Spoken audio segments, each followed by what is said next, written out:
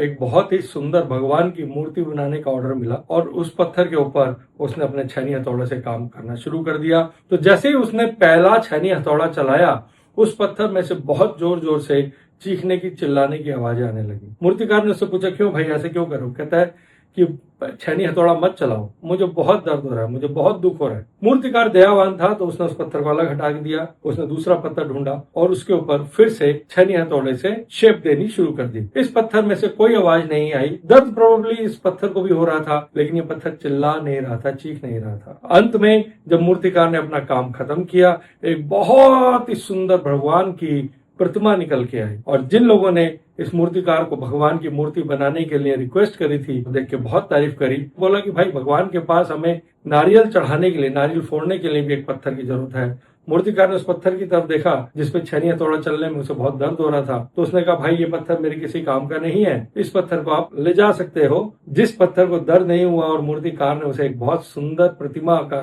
रूप दिया। सब लोग उसके ऊपर आके फूल चढ़ा रहे हैं, माला चढ़ा रहे हैं और जो दूसरा पत्थर जो उन्हीं के बराबर में रखा हुआ है, वो भगवान को अर्पण करने के लिए नारियल को लेके दे नारियल पे दे, दे नारियल पे दे, उसी के ऊपर फोड़ रहे हैं। तो ये हम लोगों को डिसाइड करना होगा कि जब हमारे माता पिता, हमारे शिक्षक, हमारे टीचर, हमारे वेल विशर्स, हमारे फ्रेंड हमें किसी चीज के लिए टोकते हैं, हमें किसी चीज को सिखाने की कोशिश करते हैं, हाँ, कभी कभी हमें हर्ट होता है क्योंकि वो हमारी इच्छाओं के विरुद्ध होता है। तो जब भी कोई आपको रोके टोके किसी अच्छी चीज के लिए, इसका मतलब वो आपका रियल वेल विशर है। सुनिए उसकी बात को।